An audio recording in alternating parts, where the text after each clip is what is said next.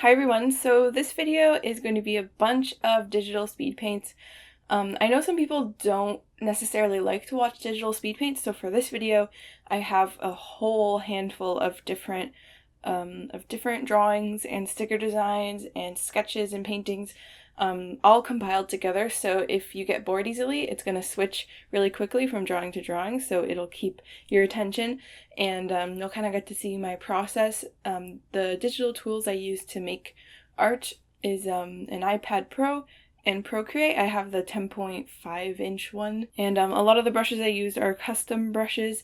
I just kind of took brushes that I like the settings of, and then I replaced the grain of it, or the shape, or I can't remember which one it was.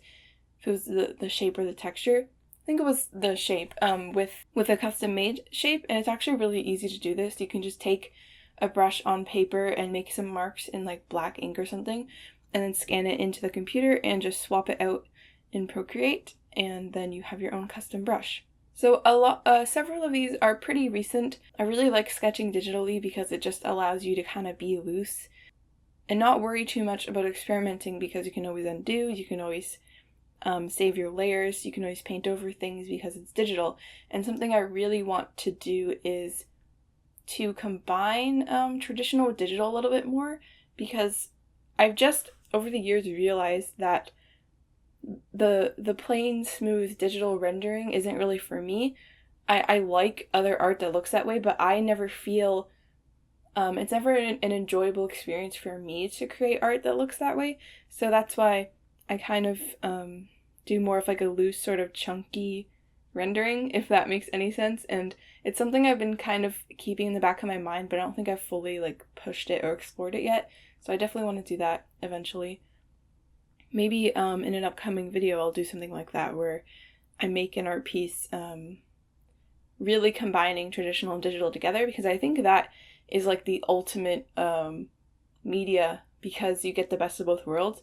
You get the looseness and natural feel of traditional, and then you get digital to allow it to kind of take it to the next level and add the things that are really hard to add in real life, like overlay layers and fixing that one thing that kind of went wrong. But if the rest of it is perfect, then you kind of want to fix that one thing. The only issue is like printing it and seeing and trying to like get it to come out of the printer the way it looks on the screen, and that is always a challenge.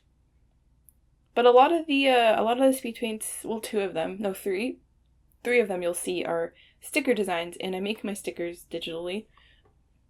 I've been wanting to experiment with making traditional sticker designs, and I think I might do that soon, maybe if I have time with school. But three of them are sticker designs, and they're actually in my shop, except for one of them I haven't got it on my shop yet. I've just kind of been waiting because I just released 2 sticker packs, so I want to put the third one. The 2 I have on are the like galaxy animals and the sea creatures. Those are on my shop, and then the friends ones, they're called little friends. They're like the potato bird shaped things with plants growing out of their heads. Those aren't on my shop yet, but they will be. And I think it's a pack of like 8 little 1-inch stickers. It'll probably be like $4 US or something like that. Making stickers is so fun, and actually something I don't think I've really told anybody is I have a Cricut now, so that allowed me to make a lot more sticker packs, because the reason why I only had 4 was because it just took too long to cut out each sticker every time someone would order one. I would always have to like cut them out as people ordered them, because I could never really keep up. I would make a whole bunch in bulk, but then they would all sell out, and I couldn't really make that many anyway. Like I could make maybe 10 packs, and then at a time, before I got super tired of cutting out the stickers. But now my Cricut can do it super fast, so I can make a lot more kinds of sticker packs. And those are just the most fun things to make, because it's kind of low pressure, because you don't have to order 200 stickers. You can just make as many as you need, because with enamel pins, it has to be something you're very sure about before you order it, which is why I haven't made another enamel pin. I really want to make another enamel pin, but I'm just so indecisive, and I feel like it has to be perfect and amazing, and I just can't think of a design that feels right yet for an enamel pin, but I'm hoping to have a new one by the summer, and I also want to get some more prints out there. I don't know, I thought I would just do a little update on how my shop is and the products I'm planning on doing. I want to do patches too, and I also want to do washi tape, but like those are those are other things where you have to really be sure about the designs, and washi tape is so expensive to get made. It's so much money, and I would feel bad charging people $10 for one roll of washi tape, because that would be the only way to like make back the money. It's like $2, $3, or $4 per roll of tapes, and like that's already too much to charge for tape. I don't know. But I've been really liking my iPad. A lot of people kind of ask me on Instagram if I would recommend it, and I definitely would if you can afford it. It's really improved my workflow.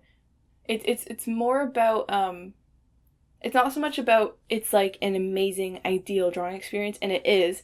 The biggest thing is that it's so portable and I can take it with me anywhere, and I find myself drawing a lot more digitally when I can just turn on a screen and start drawing rather than boot up my computer, like type in the password, open the canvas, save it. Like it's just so much more streamlined and efficient with the iPad, and it also feels super natural to draw on. The only thing I haven't really been able to, or the only thing that I wish that Procreate had, was a stabilizer, which kind of delays the brush behind your pencil, so it's easier to make smoother lines. They have something called Streamline, but it's visually like as you're drawing it looks different. Like you see the line, but then it kind of like reforms itself, where with the stabilizer it lags behind. Like it's two different kinds of stabilizers, and I wish it had the other kind, if that makes any sense. I feel like I've been slowly moving into a direction that I like a little bit more with digital art, but there's just still so much I'm unsure about, and so many things with my style that I feel like I need to push more. This winter hasn't really been that productive for me, just because, you know, it's winter and it's hard to be productive in the winter if you're anything like me with my sort of personality. I'm really hoping that once spring comes, I'll just feel more inspired to do stuff in general. And there's just so many things I want to experiment with my art, and it feels like there's so little time, or I never make the time for it, and I should. And then whenever I think too hard about what I want to do, I end up being scared of doing that thing, or I can't do it because I've overthought it. And then sometimes I find when I default to certain things and I'm disappointed that I didn't push myself more, and sometimes if I try to push myself too much, then I'll overthink and then I won't be able to do anything. It's kind of a vicious cycle, but I just gotta not worry and just try new stuff with my art and just use my sketchbook more. I haven't used my sketchbook I used to sketch every single day, and it's been a couple weeks, I think, since I actually did something in my sketchbook, just because of school and assignments, and I'm just busy with other stuff. I usually finish a sketchbook every 3 months. That's usually my window. So I should try to finish it by the end of March, because I got this sketchbook on Christmas. So if I finish it by the end of March, then I will be happy with myself. So I definitely should try to do that. I hope you kind of enjoyed this video, just me talking about where my thoughts are right now with art and just everything. Let me know if you have winter, how winter's treating you, how your art's going, if there's anything new you've been trying. I'd love to hear that. Looking for some inspiration. I've been enjoying trying different sorts of rendering styles, or at least thinking about the idea of trying those. So if there's anything like that you've been kind of experimenting with, or anything that you think you've improved on lately, please tell me in the comments. And I also hope you enjoyed seeing these digital speed paints. I've been hoarding them for a while. I kind of like do this every few weeks or months. I think I did this before, but there wasn't that many in the video. I'm gonna try to like do this every time I have like a whole handful of speed paints I can just throw onto YouTube and show you the process for it, because I think it's interesting, and Procreate makes it so easy to do that, because you just export it from the canvas. You don't have to screen record. Thank you so much for watching. I really appreciate you sticking around with my channel and my art. It means a lot that you guys enjoy my videos. It means so much. And did I ever say thank you for 300k in a video? I don't know if I have, but I can't believe I have 300,000 of you. I never thought I would reach that number. I thought I was going to do something special for 250k, but I didn't quite make that, and I didn't do anything for 300, but I'm going to do something for some milestone coming up. Maybe 350, maybe 400, if that ever happens. 400 seems like such a big number. But thank you so much for watching this video, and I will see you in my next video.